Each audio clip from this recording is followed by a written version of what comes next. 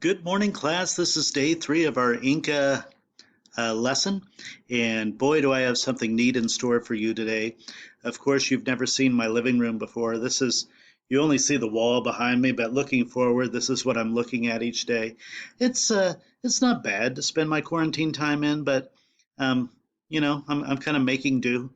The other thing that I've had is just a lot of time on my hands, so I was able to come up with something so awesome this morning. It was amazing. I was kind of playing around on the computer and I saw something that said time travel. So I went there and I time traveled. And then whenever I got there, I was like, holy cow, let's go to the Incas area. So I was in the Andes mountain range. And all of a sudden, I found this Inca doctor. And so I was able to get him a computer and like a satellite phone. And we're going to try and Skype in with him here real quick and see if we can ask some questions because the Incas were one of the first people ever to look at the human body and say, I think I can fix it. Let's see if we can get a hold of this doctor. Hello, doctor. Can you hear me? Yes, I can hear you. I am Dr. Inca. Hello, Mr. Roblox. Good, Dr. Inca. I'm glad that you can hear me. It's Rob Key, by the way. Rob Key. Mr. Rob Key. Oh, sorry, Mr. Robbie. Sorry. That's okay. It's Rob Key, but don't worry about it anymore. Hey, my first question before we get into the medical field that you guys were so great at is, can you describe what you're wearing for us? Is this like traditional garment or what? Oh, sure, Mr. Roblox. I am a noble. So, first of all, you may notice my headdress. We grabbed some eagle feathers. Hopefully, they just fell out. I don't think anybody hurt the eagle. And then this is an alpaca wool shawl that I wear.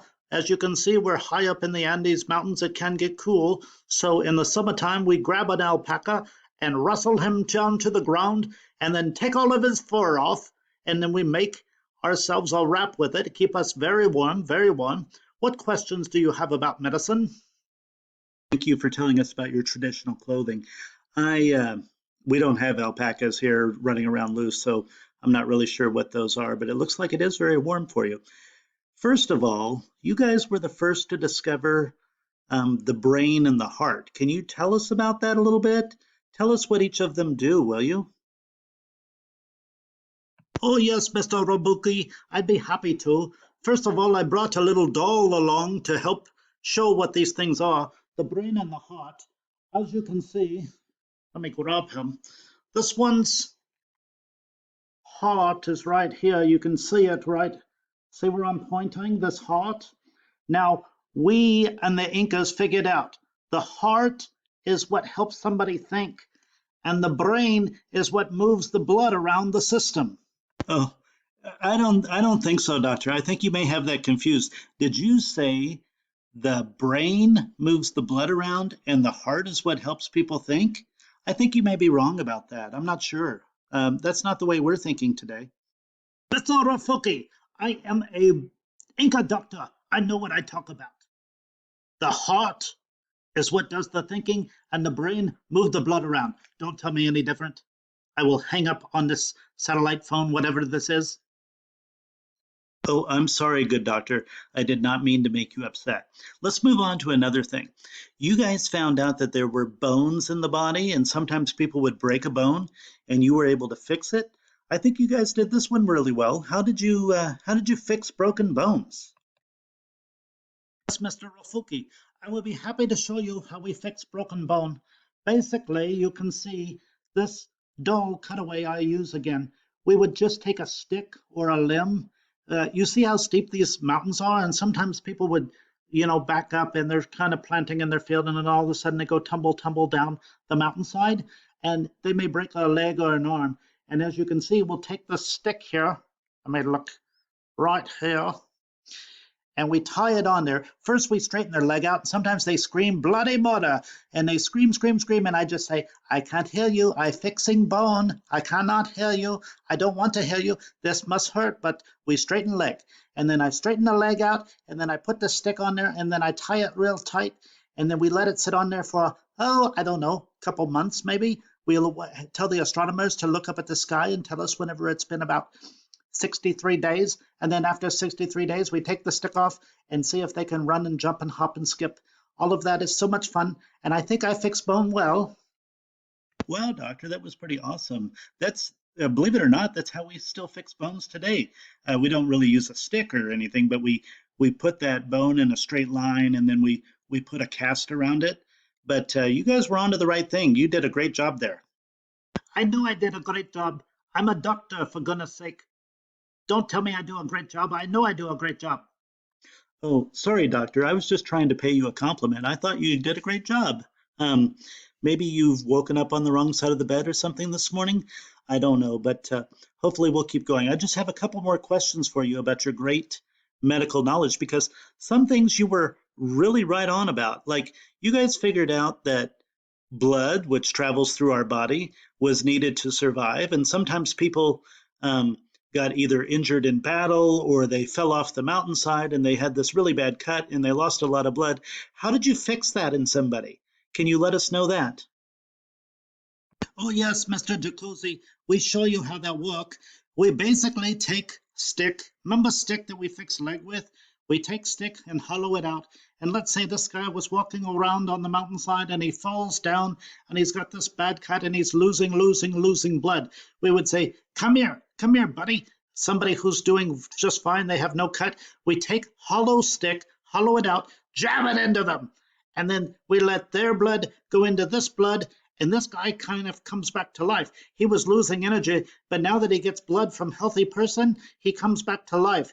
It really saved a lot of lives. We knew what we were doing. Wow, Dr. Inca, that's pretty impressive. We still do that today. We have a better system of doing it, but we call that a blood transfusion today. You guys were one of the first to ever do a blood transfusion? Hey, what? A blood transfusion, where you take blood from one person and give it to the other and make them healthy. You guys were the first to do it. That's pretty awesome. I knew it was awesome, Mr. Suzuki. I am one of the best doctors in all of the Andes mountain range. I hope you understand me. Any more questions? I'm running out of time. Yes, just sorry, one or two more questions. I didn't know that you were short on time. I know that you're a busy man being a doctor of the Inca people and living up there in the Andes Mountains. I'll try and make it quick. Um, just to remind you one last time, it's Mr. Rob Key. Rob Key, that's who you're speaking with? Mr. Rob Key. Oh, sorry, Mr. Bobby. I will not mess up your name from now on. Sorry, Bobby. That's okay. I don't know what's so hard about the name Rob Key, but so many people can't seem to get it. But I'll let you go with it. Let's forget about the name.